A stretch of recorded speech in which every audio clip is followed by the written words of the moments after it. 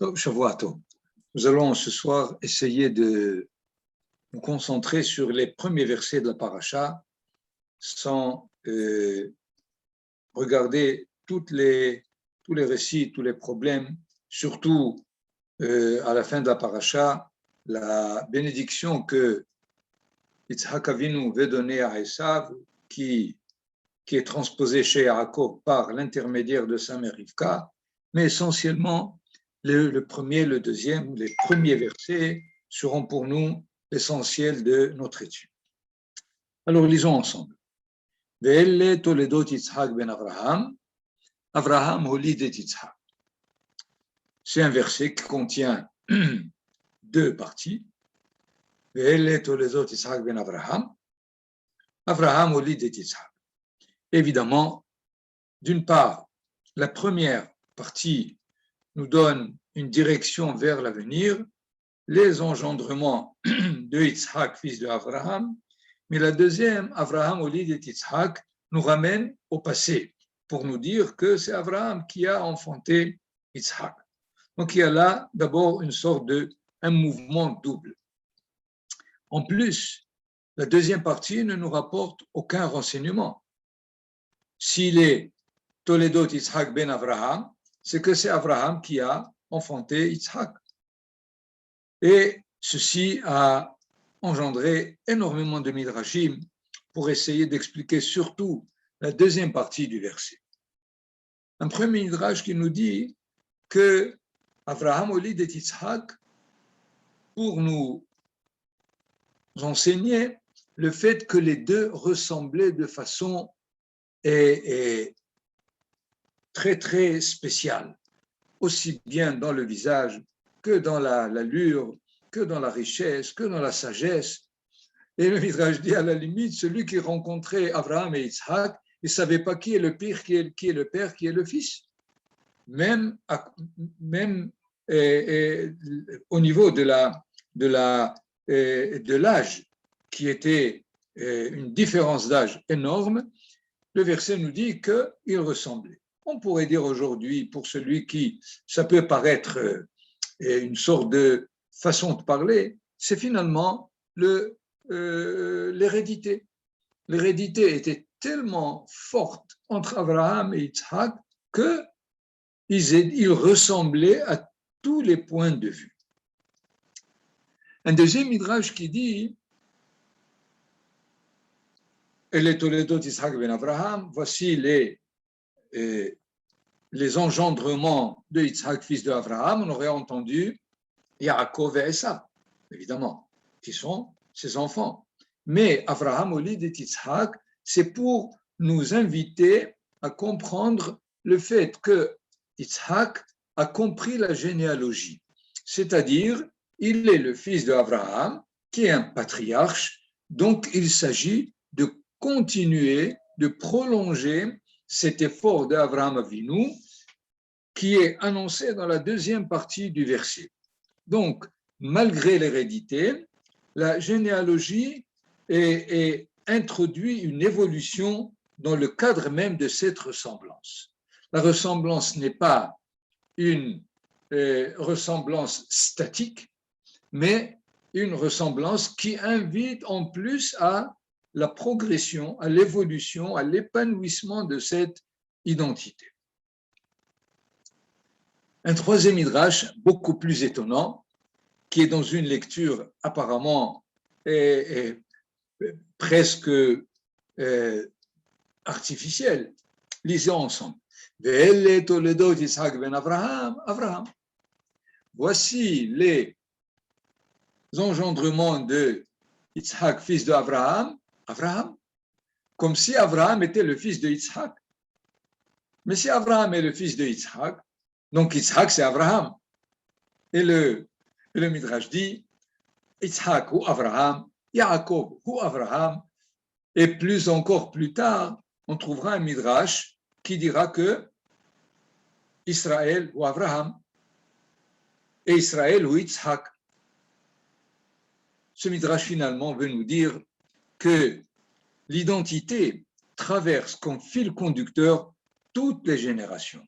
Abraham s'appelle Israël, et Yitzhak s'appelle Abraham, et Abraham s'appelle Yitzhak, pour nous indiquer qu'il n'y a pas seulement une hérédité ou bien une évolution, mais il y a une certaine invariabilité du destin, plutôt de la destinée de l'identité d'Israël, qu'il faudrait probablement étendre à toute l'identité humaine.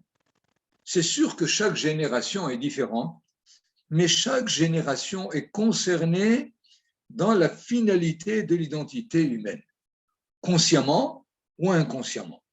Il est évident qu'il s'agit de définir quelle est cette finalité de l'identité humaine.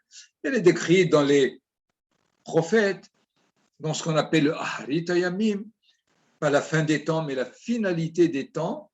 Et dans ce sens, le fait qu'on nous dise que Elle Toledot Yitzhak ben Abraham, voilà les engendrements de Yitzhak, fils d'Abraham, Abraham. C'est-à-dire, Yitzhak est conscient de l'identité englobante et qui enveloppe à la limite toutes les générations. Donc, ce n'est pas seulement une lecture où il faut mettre la virgule ou le point pour le dire, mais pour nous enseigner combien cette généalogie, ces engendrements sont tous concernés par la même identité. Un autre enseignement encore dans le mot Holid. Elle Toledot Yitzhak ben Abraham, Abraham Holid.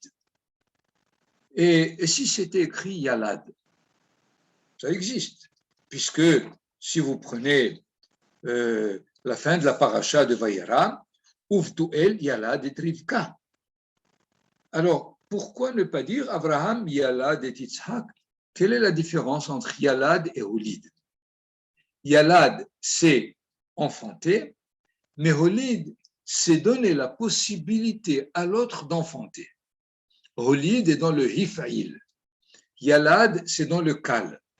C'est-à-dire, lorsque je dis Ani Lovesh, je m'habille. Ani Malbish, je fais à ce que l'autre soit habillé. De la même façon, si on avait dit Abraham Yalad et Yitzhak, il a enfanté.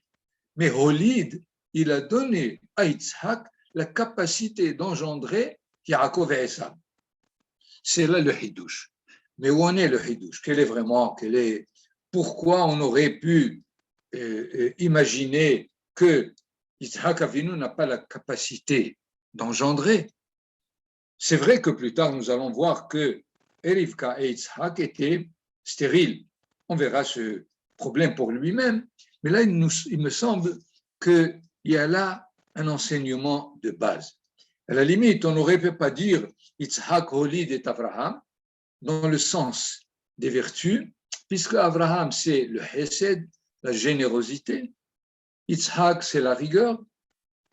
Le texte veut nous dire la générosité peut faire à ce que la rigueur soit fructif. Et l'inverse n'est pas possible. La rigueur ne peut pas donner à la générosité autre chose que sa rigueur. Alors que la générosité qui est transmise à travers la rigueur de Yitzhak donne à Yitzhak Avinu la capacité d'engendrer. Je voudrais ici revenir à une raison du Zohar qui dit pourquoi est-ce que après le lait, on peut consommer de la viande. Mais après la viande, on ne peut pas consommer le lait. Qu'est-ce qui se passe? De toutes les façons, ça se mélange dans le ventre, non? Ce n'est pas de ça qu'il s'agit. C'est que le lait est obtenu sans violence. La vache nous donne le lait presque de façon généreuse. Mais pour la viande, il faut pratiquer la shrita. Il faut annuler la vie de l'animal pour pouvoir consommer sa chair. Donc, consommer la viande, c'est-à-dire être en rapport avec cette dimension qui m'a donné la possibilité, qui est la dimension de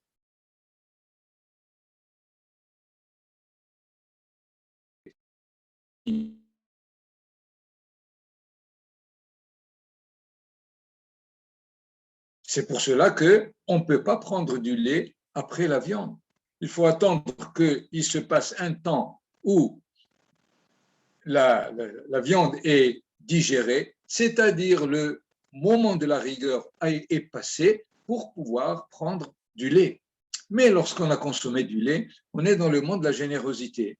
La rigueur ne sera pas quelque chose qui va arrêter ou transformer la vie en moment de tension et d'impossible. C'est dans ce sens où il y a ici le Hidouche, Abraham Holid et Yitzhak. C'est Abraham qui a donné à Yitzhak, l'homme de la rigueur, la capacité d'engendrer. On pourrait aussi d'ailleurs trouver deux réalités qui dialoguent à la limite. Vous avez la Kedusha et la Beracha. La Kedusha, la sainteté, ou ce qu'on appelle des fois ce qui est sacré, c'est ce qui est loin, c'est ce qui est différent, c'est ce qui est distant. Alors que la Beracha, c'est l'inverse. C'est ce qui est donné, c'est le surplus de flux.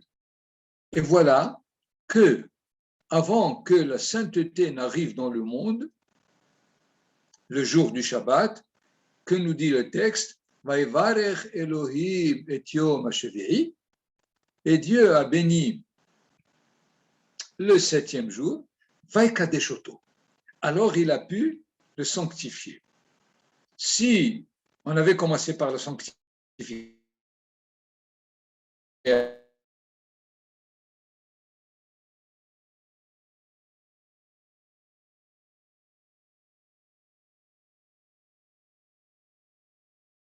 et qui porte en elle la possibilité de ce qu'elle est. Sans la bénédiction, la sainteté risque d'être destructive. Et d'ailleurs, lorsqu'on la comprend de cette façon, sans avoir à joindre la bénédiction, elle est vraiment destructive. C'est comme ça que, par exemple, le monde chrétien a compris la sainteté. La sainteté est définie par celui qui se sépare du monde. Et donc, il n'a plus expérience de la bénédiction. Et ce n'est pas sans expliquer le fait que le christianisme a échoué complètement. Des millions qu'il avait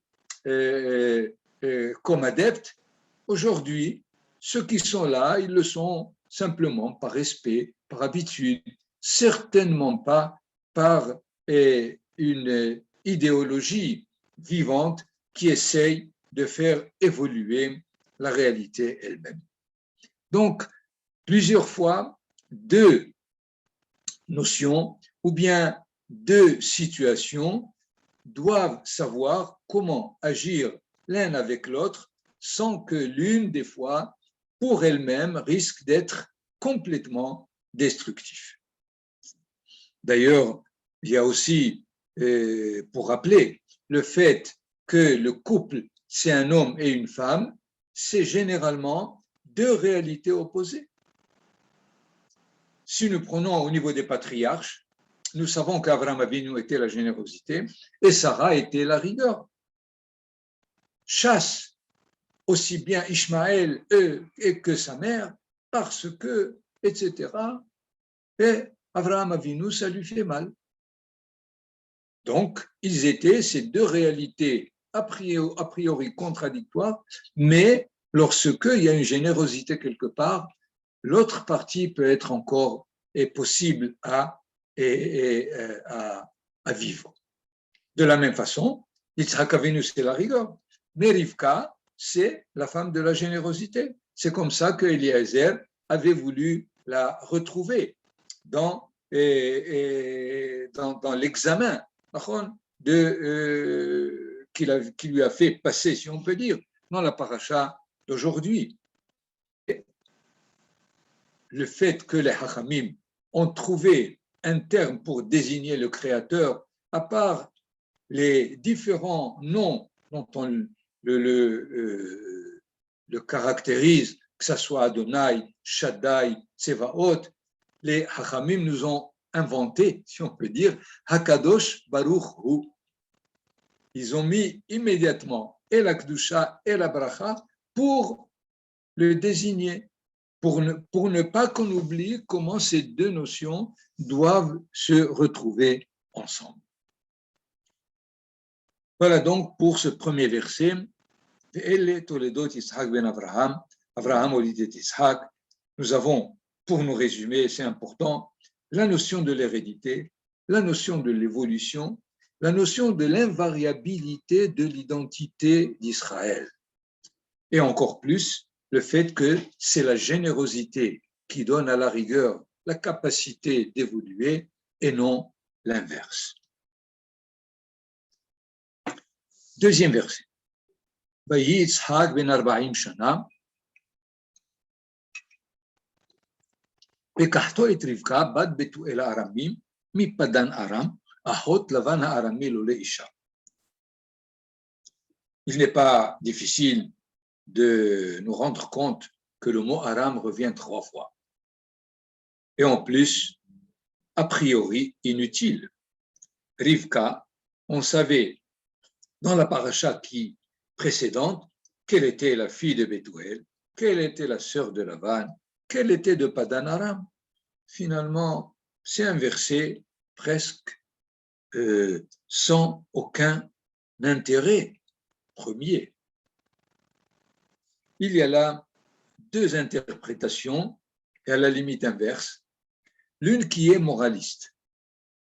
Vous savez, Rivka, elle vient de Aram.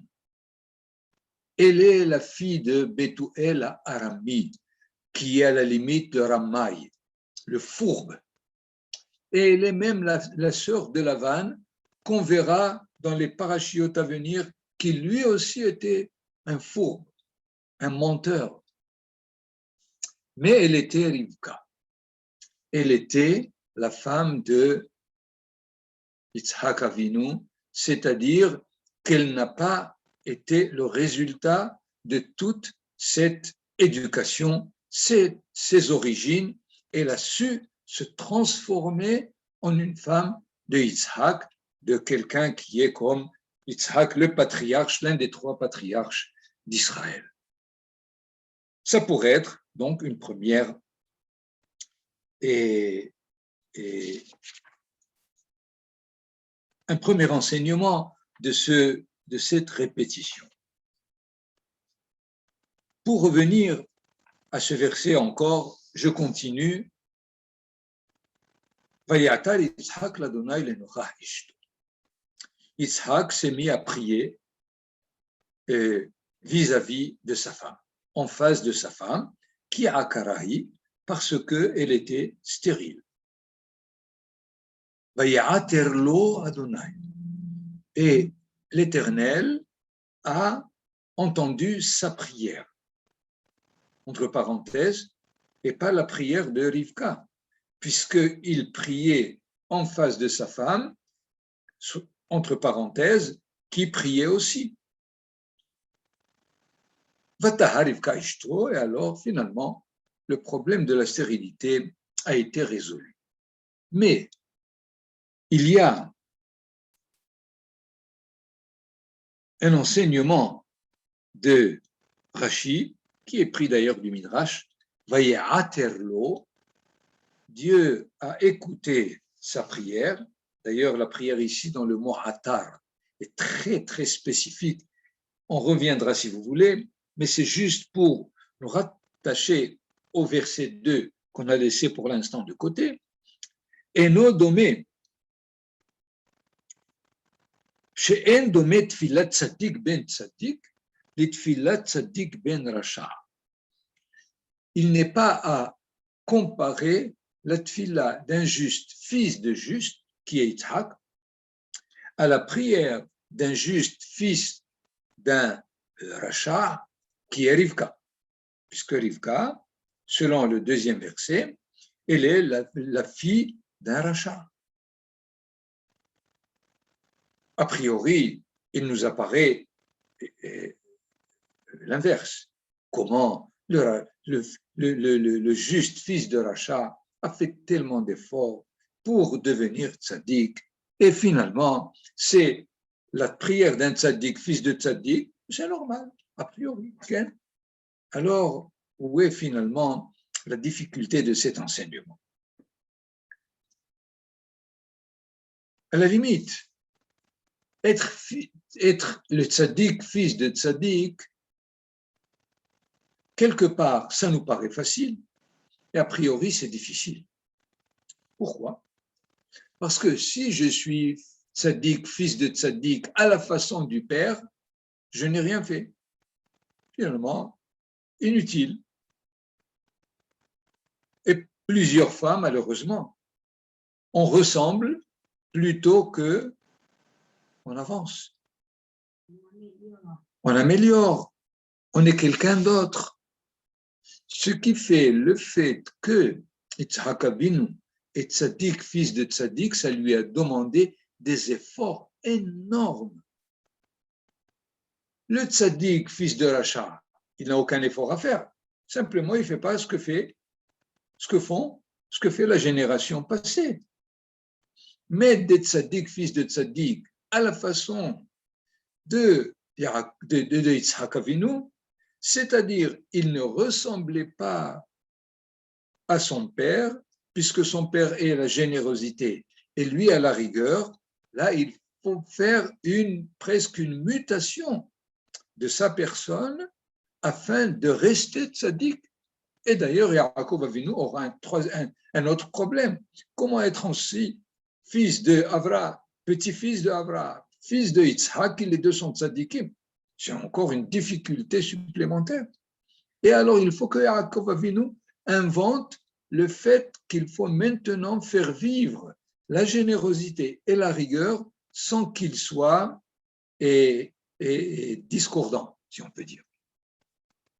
Dans ce sens, on peut évidemment comprendre. Et pourquoi Endomet tfilat tzadik ben tzadik, dit tfilat tzadik ben rasha. C'est pour cela qu'il est dit Vayaterlo Adonai, entre parenthèses, et pas là. Il aurait pu dire Vayater lahem. De là, finalement, on revient au deuxième verset pour comprendre, d'une part, la stérilité de Rivka et aussi la stérilité de Yitzhak, puisque s'il lui priait alors que Rivka était en face de lui, donc Rivka aussi priait pour Yitzhak. Donc c'est que lui aussi, il était stérile.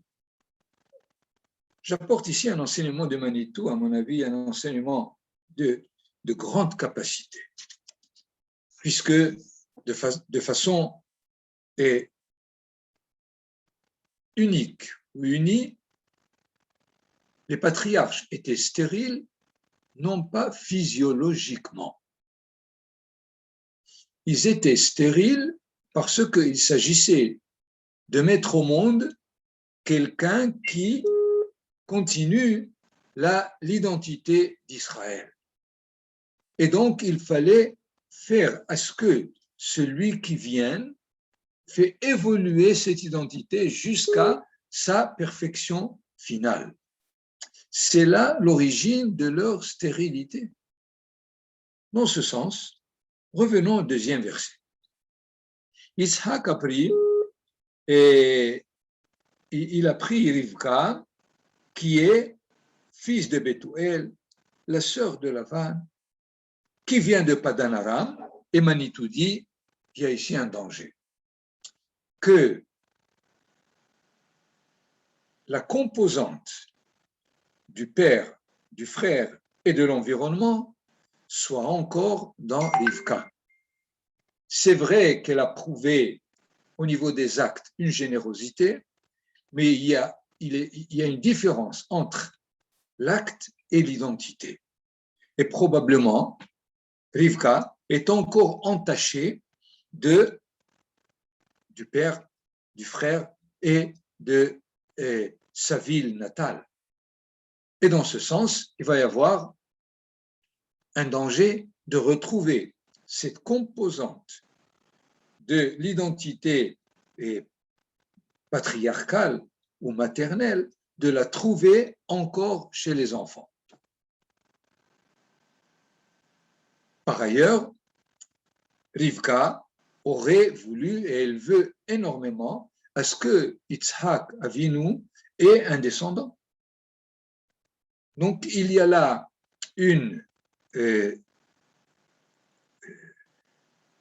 un problème qui est posé aussi bien du côté de Yitzhak que du côté de Rivka, qui explique cette stérilité.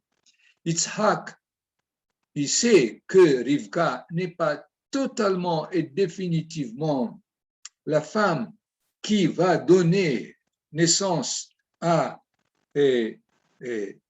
quelqu'un qui sera totalement Israël. Par ailleurs, elle veut avoir donné une postérité à Yitzhak. Yitzhak ne sait pas s'il peut s'engager ou engager l'avenir dans ces difficultés, et c'est de là leur prière. Chacun prie afin qu'il fasse l'effort pour dépasser cette difficulté, cet tiraillement, si on peut dire, qui existe de façon différente chez Yitzhak que chez Rivka. Revenons, Rivka veut donner un enfant à Yitzhak, mais il y a difficulté. Yitzhak est prêt à continuer les engendrements. Dans le premier verset nous a donné El et Toledot Yitzhak ben Abraham, mais par ailleurs, il y a une difficulté. Dans ce sens, la prière a été acceptée et l'histoire se met en route. Vatahar Rivka Ishto. Lorsque on dit que Rivka est enceinte, c'est-à-dire on se met en marche. Cela ne veut pas dire que tout est réussi, puisque le verset qui vient, 22, Vaitrotsetsu Habanim Bekirba. C'était des jumeaux et les deux enfants se mettaient à se tirailler. Vatomer Imken, évidemment, elle était étonnée de cette ritza, du fait que l'un courait derrière l'autre, ou comme le Midrash nous dit, nous l'avons plusieurs fois rappelé, lorsqu'elle passait à côté des Bate Knesset, des synagogues, Yaakov voulait sortir. Lorsqu'elle passait à côté des temples idolâtres, Esav voulait sortir. Et donc, c'est pour cela qu'elle était étonnée. Ce n'est pas parce que c'est des douleurs d'une femme enceinte qui existent plus ou moins chez chacune. Ce n'est pas de ça qu'il s'agit dans le verset. C'est qu'il y avait là quelque chose de anormal, qu'elle sentait à chaque fois une différence dans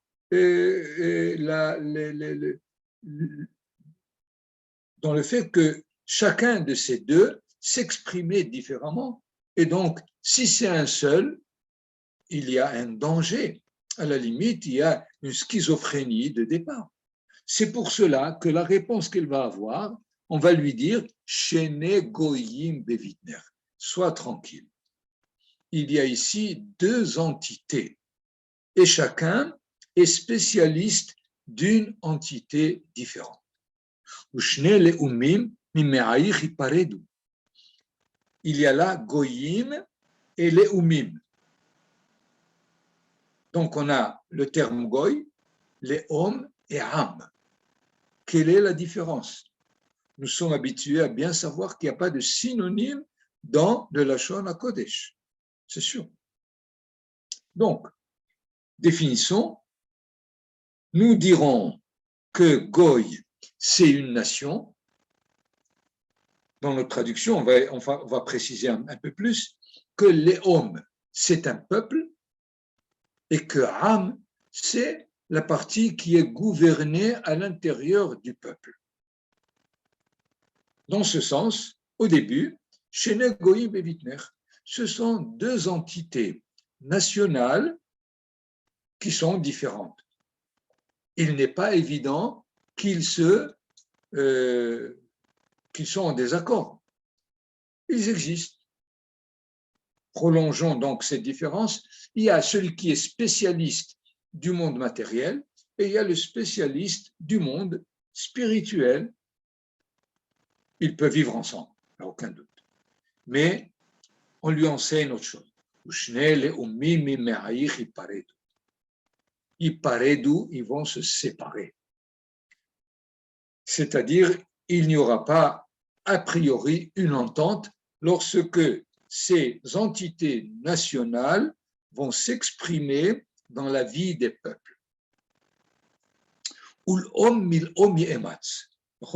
Nous avons les umim, c'est pas goy mi goy et ematz. Et là, les om et ematz, c'est-à-dire chacun voudra prendre le dessus l'un sur l'autre. Vera vi'avot sahir. Et c'est toujours le maître qui sera serviteur chez le jeune.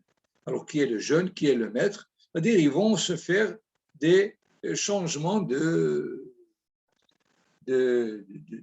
statut, dans le sens où, si Israël sera le maître, alors c'est Esav qui devra le servir, ou l'inverse. Et si Yaakov sera jeune, c'est Esav qui va la servir. Finalement, elle est plus à la limite tranquille, on ne sait pas de quoi, mais essentiellement de bien savoir que ce n'est pas un enfant qui tient en lui ces deux réalités complètement contradictoires, mais ça a été donné à deux enfants, Yaakov et Esav. Et je répéterai sans arrêt le fait que le Midrash ne veut pas nous dire que Esav sera un idolâtre et que Yaakov Avinu sera un homme de Torah dans les synagogues. Pas du tout. C'est le fait de donner à chacun une façon, une spécialité, une faculté de pouvoir plus facilement travailler son domaine plus que l'autre.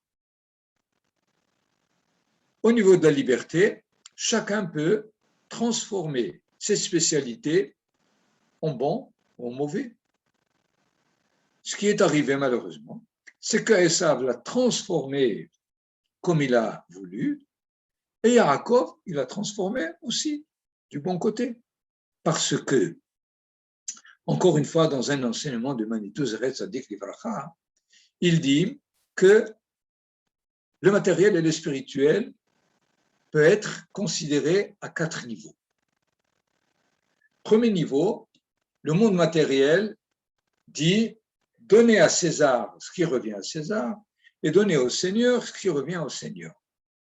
C'est tout. Séparation, nous ne voulons pas du tout faire ensemble un travail. Deuxième possibilité, c'est que le spirituel, c'est lui maintenant qui dit « je m'occupe du spirituel, débrouillez-vous avec le matériel ». Dans l'histoire d'Israël, on a vu par exemple la secte des Hassiyim du deuxième temple. Il y avait les Prushim, les pharisiens, il y avait les Tzdukim, les Sadducéens, mais ils vivaient ensemble. Il y avait des tensions énormes. Les Esséniens, ils se sont sauvés vers le désert de Judée et ils ont vécu à part. Ils vivaient dans une discipline très très forte de ce qu'est la pureté, de ce qu'est la prière, de ce qu'est tout le monde spirituel. Et finalement, ils ont dit, on ne peut pas s'occuper de ça, débrouillez-vous. C'est une deuxième possibilité. La troisième possibilité, c'est que l'homme de la matière s'occupe de l'esprit à sa façon. C'est quoi? C'est l'hellénisme, tout simplement. C'est Yéfet, c'est le monde grec qui a un empire, et finalement, il engendre une philosophie qui s'occupe du monde, qui s'occupe du niveau spirituel de façon tordue. Et évidemment, qui a amené presque la guerre entre les Asmonéens et les Grecs. La quatrième, finalement, elle est la bonne, à la limite, celle d'Israël. C'est qu'en tant que je suis responsable de la spiritualité, je m'occupe du monde de la matière pour qu'il cohabite avec le monde de l'esprit. Dans ce sens, évidemment, il y a là une annonce dans l'histoire d'Israël ou dans l'identité d'Israël qui évolue. Jusqu'à présent, Abraham a fait un démarrage, il est sorti de l'identité araméenne pour commencer une identité nouvelle hébraïque. Yitzhak, il est évidemment hébraïque, c'est le fils d'Abraham, mais lui va faire à ce que la dimension de Yitzhak sera différente de la dimension que Abraham Avinu a travaillé. Maintenant, la différence est établie, mais voilà qu'une autre différence s'établit à l'intérieur même de Yitzhak avec Rivka, entre Yaakov et Esav. Les deux, à la limite, commencent à appartenir au même domicile, à la même matrice, et il est donné aux deux de réussir l'identité d'Israël totale. Et évidemment, il y a échec. Et c'est là où la paracha continuera pour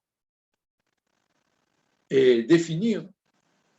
Tu peux me donner, Emma, Kimitzion, donne-moi les deux, parce que j'ai promis une fois à tout le monde de vous lire un poème merveilleux de Edmond Flegg sur Israël, sur Isaac et sur son lit de mort, dans lequel il voit comment l'histoire d'Israël entre Esav et Yaakov va être quelque chose d'abominable, qui est évidemment l'Inquisition, les pogroms et jusqu'à la Shoah. Et à ce point, la vision d'Isaac, il est très très long, je ne vais pas vous le lire entièrement, je vous lis simplement les quelques paragraphes qui décrivent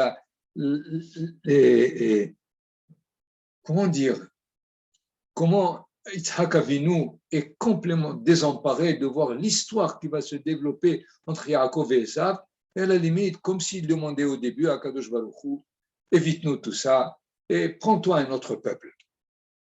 Il dit, Isaac bénit Jacob, ses fils et leurs semences, puis se tourna vers le mur en silence. Et le mur s'entrouvrit, plein d'esprit et de cris.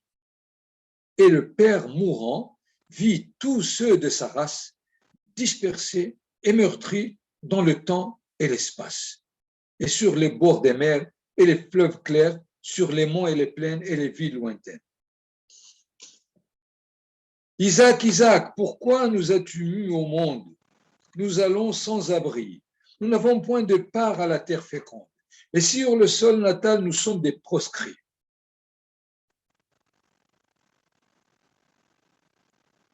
Lorsque je saute ici, donc, la description très détaillée de l'État d'Israël, de l'État du peuple juif dans l'histoire, ainsi montait la plainte, sans trêve. Et le père, Yitzhak, gémit dans la voix de son rêve. Tu leur avais promis, Seigneur, après ma mort, un pays de palmiers où coule l'huile d'or. L'ont-ils déjà perdu? Le cherchent-ils encore? Comment ils ont dû pécher pour mériter leur sort?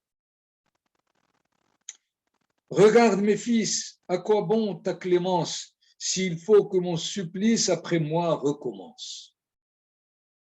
Alors Dieu dit au moribond, Isaac, si pour tes fils ta douleur le demande, je puis, t'épargnant l'épreuve trop grande, choisir une autre chair pour y marquer mon nom, et tes enfants seront ceux que les heureux sont. Ils posséderont un coin de la terre, et d'autres marcheront exilés au soleil. Ils se rassasieront au froment salutaire, et d'autres souffriront le jeûne sans sommeil. Dernier truc, Elohim, Elohim, ne change pas leur sort, qu'ils vivent, s'il le faut, condamnés au servage, qu'ils errent en sanglots dans les lieux et les âges, mais qu'ils te louent, Dieu juste, et qu'ils voient ton visage. Et Dieu ferma les yeux du père des souffrants, et Jacob mit ses os dans la tombe en pleurant. Vous voyez donc que Yitzhak est conscient de ce qui va se arriver avec Yaakov et Esav. Et c'est pour cela qu'aussi bien lui et Rivka étaient stériles.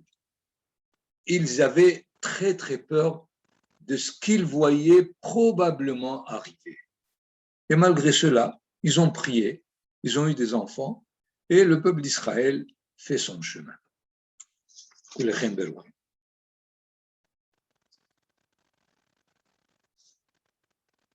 Voilà, s'il n'y a pas de